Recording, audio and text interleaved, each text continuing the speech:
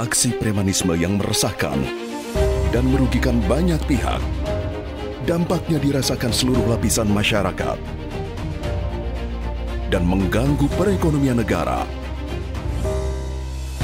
Sejalan dengan asta-cita Presiden, Polri bersama stakeholder terkait berkomitmen menjaga stabilitas sosial dan keamanan. Laporkan bila melihat atau mengalami aksi premanisme ke 110 atau call center Polri lainnya. Polri akan menindak tegas pelaku premanisme demi terciptanya keamanan sekaligus mengawal pertumbuhan ekonomi bangsa.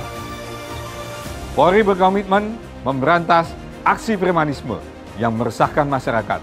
Jangan ragu melapor ke 110 atau call center Polri lainnya.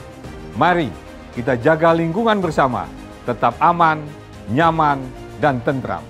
Salam presisi.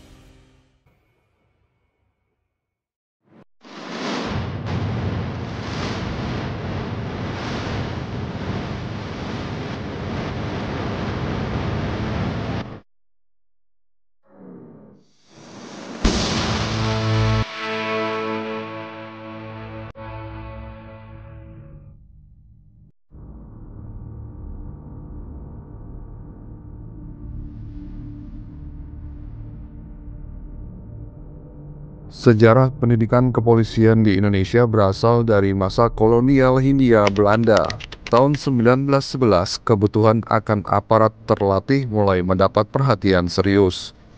Maka lahirlah pendidikan politie agent di kota-kota penting seperti Batavia, Semarang, dan Surabaya. Tahun 1914, Batavia ditetapkan sebagai pusat pelatihan. Disinilah calon-calon polisi dari tingkat bawah hingga perwira tinggi digembleng dalam satu komando. Semua demi menjaga roda pemerintahan kolonial tetap berputar. Tahun 1920, pendidikan dipindahkan ke Jalan Jati Baru. Fokusnya melatih para pejabat Belanda, kelas menengah hingga elit Eropa. Namun Batavia dianggap tak lagi cukup. Maka pusat pelatihan bergeser ke Buitenzorg. Ini dikenal sebagai Bogor.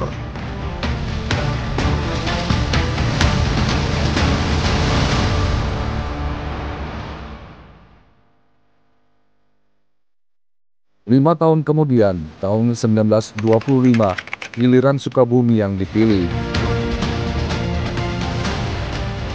Pusat pendidikan elit bagi mereka yang kelak ditempatkan di seluruh penjuru Nusantara.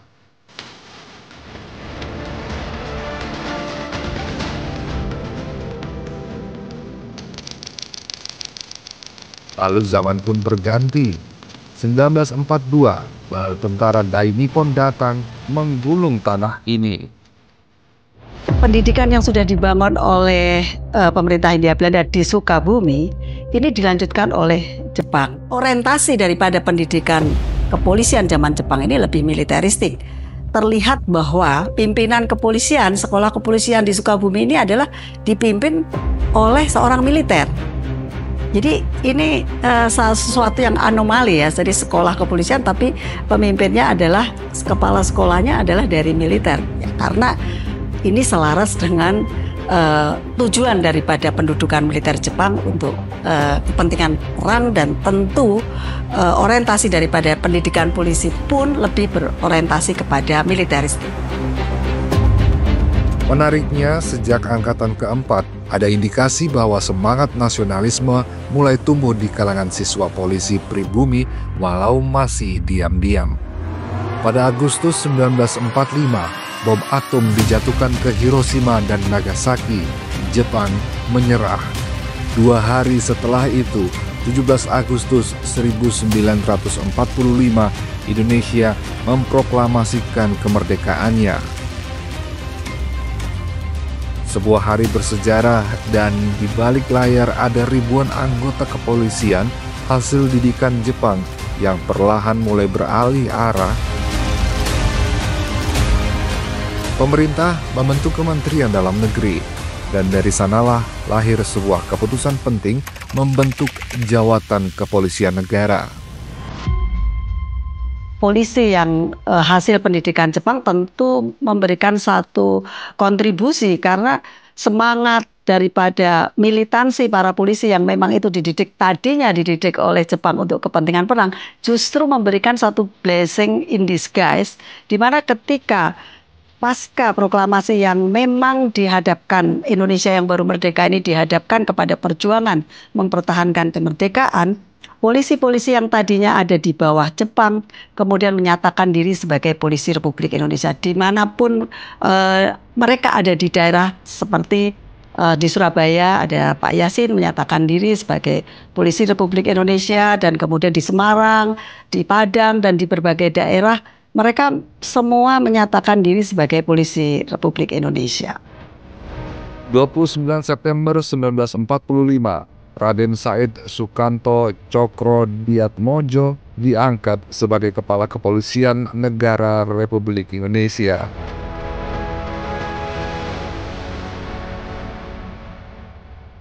Kepala Kepolisian Negara Raden Said Sukanto telah berpikir jauh ke depan.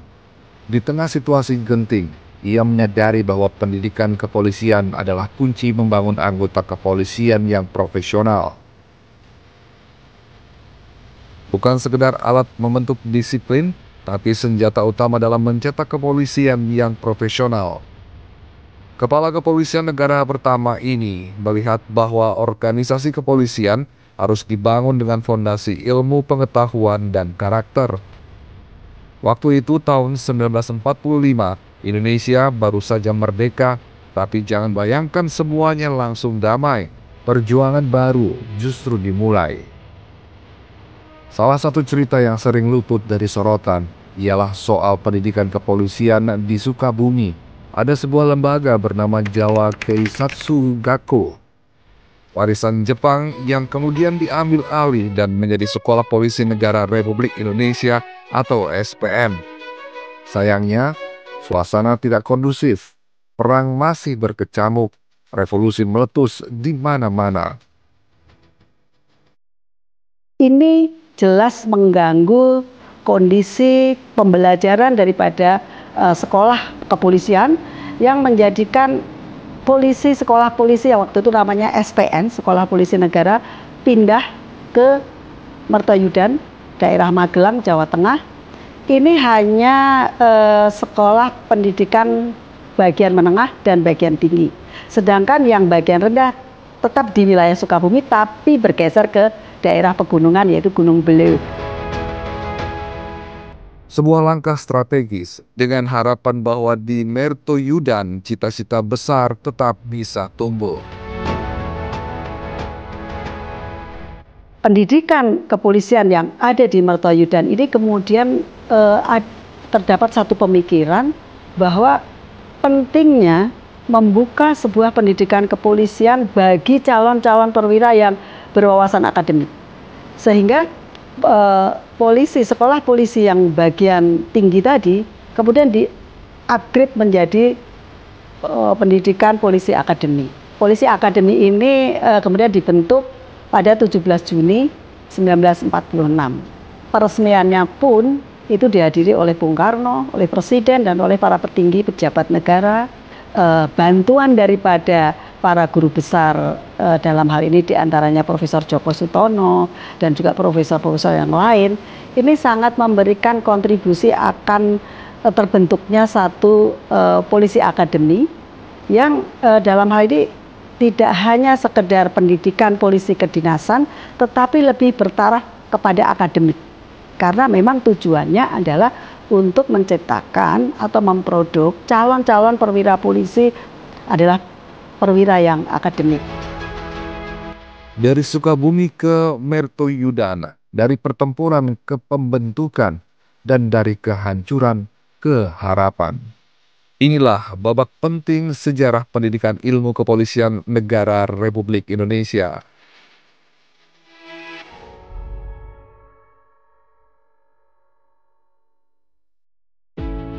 Untuk membangun bangsa yang hebat,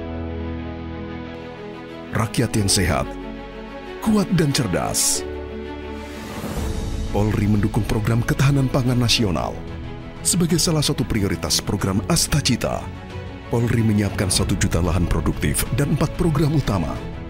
Pekarangan pangan bergizi, pemanfaatan lahan produktif, pengawasan distribusi, dan rekrutmen personel dengan kompetensi terkait. Polri membentuk Satuan Pelayanan Pemenuhan Gizi atau SPPG Polri sebagai sarana produksi hingga distribusi makanan bergizi untuk masyarakat. Mari bersama dukung ketahanan pangan nasional menuju Indonesia Emas 2045. Polri berkomitmen mendukung Astacita pemerintah, mewujudkan ketahanan dan swasembada pangan menuju Indonesia Emas 2045. Salam presisi.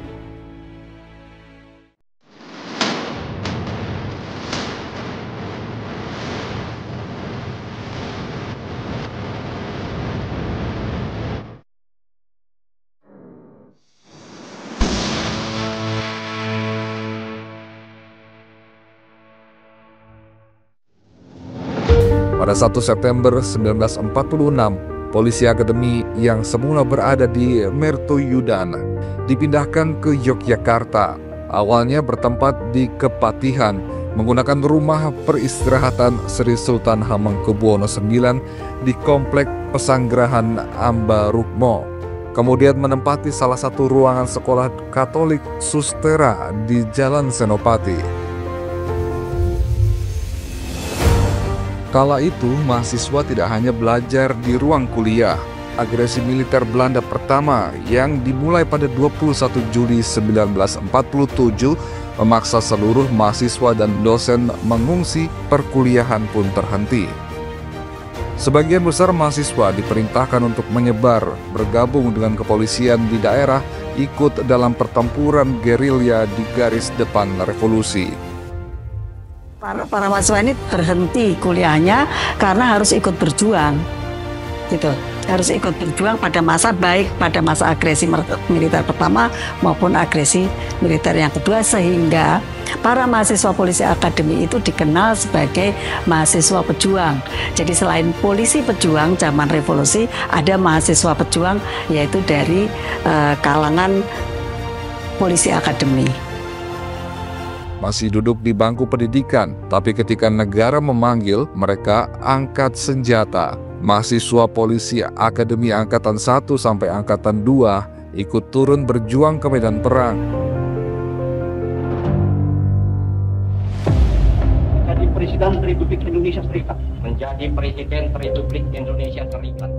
Pasca pengakuan kedaulatan terhadap Republik Indonesia Serikat pada 27 Desember 1949, Jakarta kembali ditetapkan sebagai pusat pemerintahan RIS. Ibu kota yang tadinya di masa revolusi itu berada di Yogyakarta kemudian pindah ke Jakarta, termasuk jabatan kepolisian negara. Nah, karena jabatan kepolisian negara RIS ini ada berpusat di Jakarta, Polisi Akademi pun juga ikut pindah ke Jakarta. Kepindahan Polisi Akademi ini juga diikuti oleh para dosen-dosennya.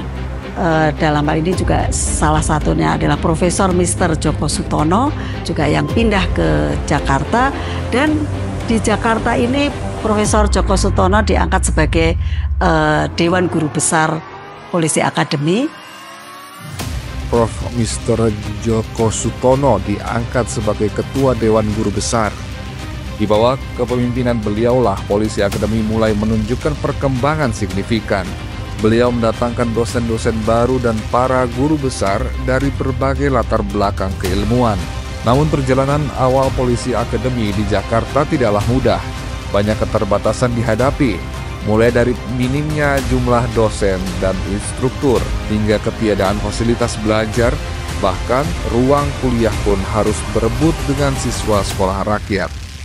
Gedung pertama yang digunakan ialah sebuah sekolah dasar di Jalan Maurcelak. Sekarang kita kenal sebagai Jalan Slamet Riyadi. Mahasiswa Polisi Akademi kala itu harus datang lebih pagi hanya untuk mendapatkan ruang belajar yang bisa dipakai. Kondisinya sangat memprihatinkan. Bangku-bangku kecil milik anak-anak sekolah tentu tidak cocok digunakan oleh para mahasiswa.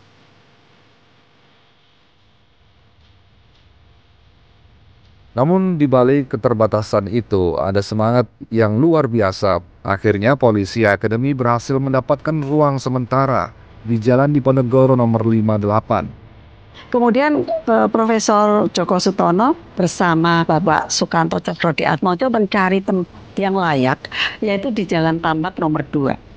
Nah, di sini mereka mendapatkan satu gedung bekas penampungan tawanan Jepang saat itu, dan ini bisa digunakan sebagai tempat yang lebih konsentrasi lah untuk menyelenggarakan pendidikan PTIK saat itu. Selain itu juga pendidikan PTIK tidak hanya ada di dalam gedung atau ada di lokasi Jalan Tambak, tetapi juga karena ini Pak Djoko Sutono ini juga sebagai guru besar daripada Fakultas Hukum Universitas Indonesia, jadi ada kalanya pembelajaran perkuliahan ini disatukan dengan mahasiswa hukum. Jadi mahasiswa PTIK ada kalanya disatukan bersama-sama mengikuti perkuliahan Pak Djoko Sutono di Fakultas Hukum Universitas Indonesia. Pada 4 Juli 1950, dalam sebuah rapat gabungan antara Jawatan Kepolisian, Dewan Kurator, dan Dewan Guru Besar, disepakati perubahan nama dari Polisi Akademi menjadi Perguruan Tinggi Ilmu Kepolisian atau PTIK. Sejak 1 September 1950, nama PTIK resmi digunakan dan untuk pertama kalinya istilah ilmu kepolisian secara resmi masuk ke dalam sejarah pendidikan tinggi Indonesia. Ini merupakan tolak ukur penting bagi profesionalisme dan intelektualisme dalam dunia kepolisian kita. Hal yang penting juga menjadi historisitas daripada peran seorang Profesor Djoko Sutono terhadap kepolisian Republik Indonesia adalah pedoman hidup Tribrata. Kalau kita telusuri hindsight ke belakang, bahwa Tribrata ini adalah awalnya merupakan gagasan daripada salah satunya adalah Profesor Mr. Djoko Sutono. Kenapa? Djoko Sutono pada tahun sekitar 1954 ini menggagas Tribrata, di mana ingin menghadirkan satu pengikat kedisiplinan bagi mahasiswa. Tanggal 1 Juli 1955 ditetapkan oleh Jawatan Kepolisian Negara sebagai pedoman hidup polisi Indonesia. Jadi dari kaul Tribrata yang tadinya diperuntukkan untuk kaul para wisudawan PTIK, kemudian ditetapkan setahun kemudian pada 1 Juli 1955 menjadi pedoman hidup kepolisian, yang itu tentu tetap dijadikan satu pegangan hingga sekarang. Dan pengikraran Tribrata menjadi pedoman hidup pada 1 Juli 1955 disampaikan atau diikrarkan oleh Kepala Kepolisian Negara sendiri, oleh Pak Sukanto Cokroatmojo, yang pada saat itu juga dihadiri oleh Presiden Soekarno. Warisan ilmu kepolisian Profesor Mr. Djoko Sutono yang terus ditumbuhkan PTIK telah menjadi kawah candra di muka para perwira Polri.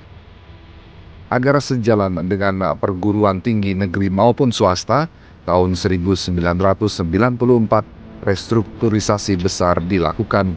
PTIK secara resmi bertransformasi menjadi Sekolah Tinggi Ilmu Kepolisian atau STIK.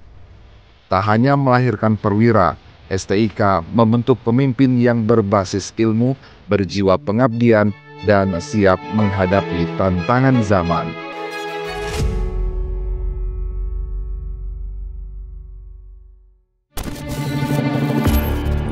Bahaya narkoba terus mengintai. Jutaan nyawa melayang. Masa depan terampas. Sejalan dengan asta-cita Presiden, Polri berkomitmen memberantas narkoba hingga ke akar. Demi menyelamatkan masa depan generasi penerus bangsa.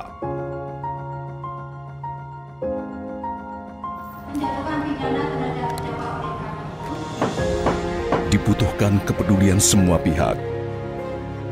Beri perhatian pada orang terdekat, juga lingkungan sekitar. untuk Indonesia bebas narkoba. Selamatkan generasi emas bangsa.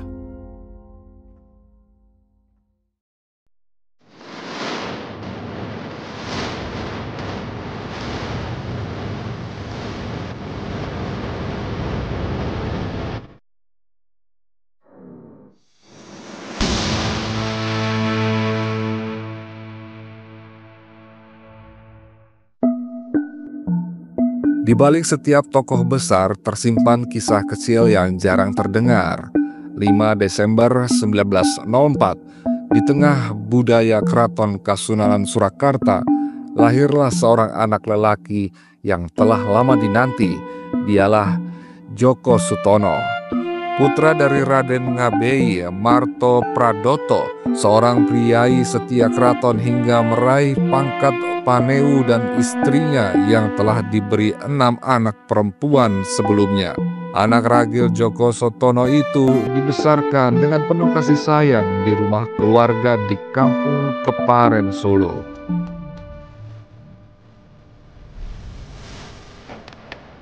Ia tumbuh semangat untuk terus belajar dan menunjukkan kecerdasannya menjadi murid Holland Island School di Solo.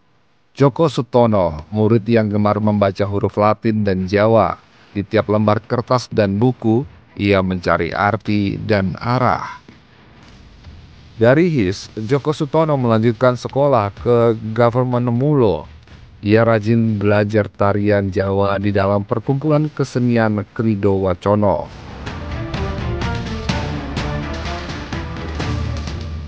Djoko Sutono melanjutkan sekolah ke Yogyakarta, ANSB, Allegemen Middelbaar School bagian B, yang sekarang dapat disamakan dengan SMA bagian IPA.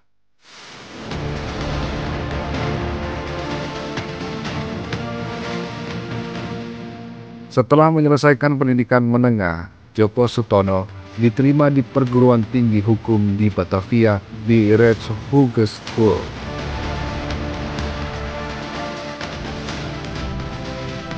Di balik langkah panjang yang menjadi fondasi lahirnya pendidikan kepolisian modern di Indonesia, ada sosok perempuan tangguh yang senantiasa berjalan berdampingan, yakni Ibu Mutiara Siti Fatimah Djoko Sutono.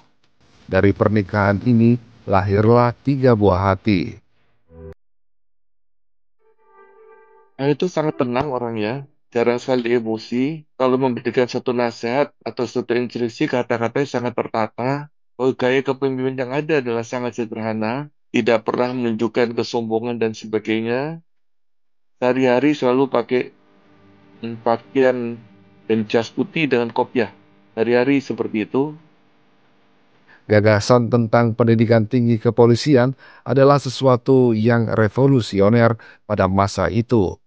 Beliaulah yang memperkenalkan kurikulum dasar seperti pengantar ilmu hukum, hukum tata negara, hukum administrasi, hingga ilmu negara. Sebuah fondasi yang tak hanya membentuk polisi sebagai aparat, tapi juga sebagai intelektual penegak hukum.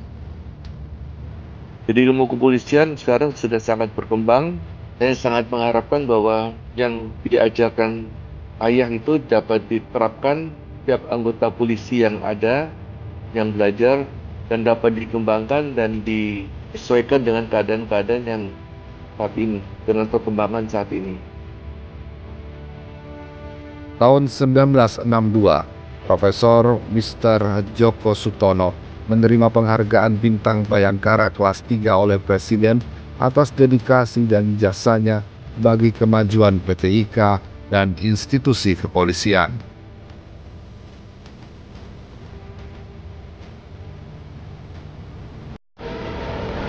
Profesor Mr. Djoko Sutono mendedikasikan seluruh jiwa dan pikirannya untuk ilmu, terutama satu bidang, ilmu hukum yang murni. Menggali dari filsafat Jerman, pemikiran Prancis, dan kebijaksanaan Inggris, bahkan menyelami naskah-naskah kuno Jawa, Ronggo Warsito, Serat Centini, Wedatama, dan dari sanalah ia menyatukan Timur dan Barat, membangun jembatan antara hukum dan kemanusiaan. maka tak salah bila orang-orang menjulukinya guru Pinandita atau seorang guru yang berjiwa pandita. Beliau selalu menekankan mahasiswa itu dengan istilah yang pada saat itu mungkin buat kita masih sangat awam karena kita jarang yang disebut bahasa Belanda. Yaitu yang disebutkan beliau adalah akademis denken, yang sebetulnya bahasa Indonesianya adalah berpikir secara akademis. Nah, inilah yang sangat diperlukan oleh semua mahasiswa, khususnya untuk kami dari alumni perguruan tinggi ilmu kepolisian. Di samping kami juga sebagai penyidik yang tangguh, tapi kami juga harus mempunyai ilmu untuk menunjang kepentingan dalam rangka penyelesaian tugas-tugas pendidikan sehingga bisa dipertanggungjawabkan secara ilmiah, yang sekarang juga mungkin dikenal dengan crime scientific investigation. Profesor Mr. Djoko Sutono sebagai tokoh penting dalam bidang hukum dan kepolisian di Indonesia telah diabadikan namanya dalam beberapa bentuk penghormatan. Penghormatan ini mencerminkan penghargaan mendalam atas jasa-jasa Profesor Djoko Sutono dalam mengembangkan ilmu hukum dan kepolisian di Indonesia. Terukir kutipan beliau, "Aku tak dapat meninggalkan apa-apa kepada anak-anakku. Aku hanya meninggalkan nilai-nilai yang ideal." Ibu saya pernah cerita bahwa itu tuh pesan-pesan terakhir karena ayah itu sakitnya cukup lama. Saya tidak tahu persis dan beberapa saat-saat terakhir itu menyampaikan itu kepada ibu saya. Oleh karena itu pada waktu didirikan, kata-kata itu yang disampaikan. Dan kalau kita lihat kenapa kok itu disampaikan, karena memang ayah itu sangat sederhana hidupnya, oleh karena itu disebut bahwa tidak bisa meninggalkan apa-apa. Dan memang betul-betul tidak meninggalkan apa-apa. Yang ditinggalkan hanya nilai-nilai ideal. Meskipun kalau kita lihat, tidak ada buku yang ditulis oleh ayah. Tapi banyak sekali buku yang disusun oleh murid-muridnya dan merupakan kumpulan kuliah-kuliah dari ayah yang ada di sana. Itu menggambarkan bahwa memang ayah itu tidak mau menonjolkan dirinya dan hanya ingin menyampaikan semua ilmu kepada murid-muridnya supaya bisa diterapkan. Pak Djoko wafat di Jakarta dan dikebumikan di Taman Makam Pahlawan Kalibata dengan upacara kenegaraan. Namanya kini hidup sebagai inspirasi, bukan hanya karena jabatan atau pencapaian, tapi karena keteladanan dalam kesunyian, ketekunan dalam pembuktian, dan dedikasi tanpa pamrih.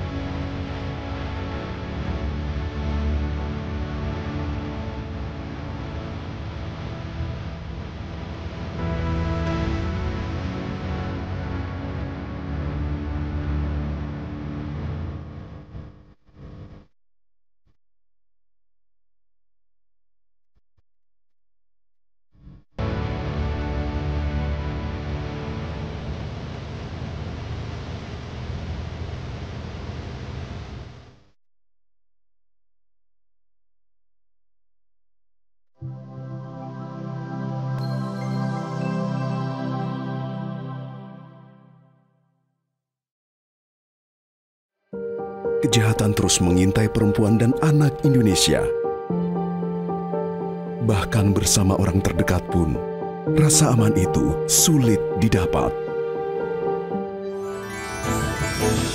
Polri berkomitmen melindungi perempuan dan anak dengan membentuk Direktorat Tindak Pidana Perlindungan Perempuan dan Anak dan Pemberantasan Perdagangan Orang atau PPA-PPO. Sejalan dan selaras dengan asta-cita Presiden Republik Indonesia dalam reformasi hukum. Keluarga berperan penting untuk peduli dan menjaga keamanan orang tersayang. Mari bersama melindungi perempuan dan anak Indonesia. Rise and Speak, berani bicara, selamatkan sesama. Polri berkomitmen melindungi perempuan dan anak Indonesia yang merupakan aset bangsa. Laporkan jika ada tindak kekerasan. Berani bicara, selamatkan sesama.